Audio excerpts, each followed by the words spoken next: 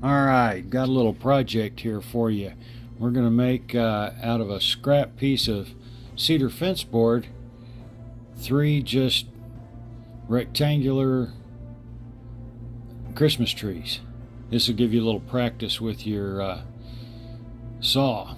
So we mark it out, mark the parts that are going to be waste, make sure you have it secure, and get to cutting. Remember to go straight up and down when you get to the end. That way you have a straight cut.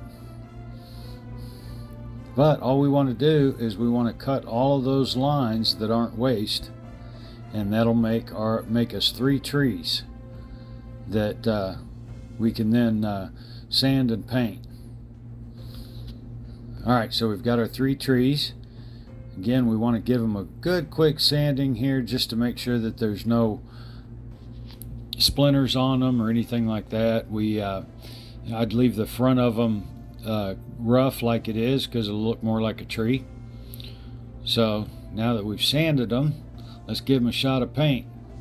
Timber!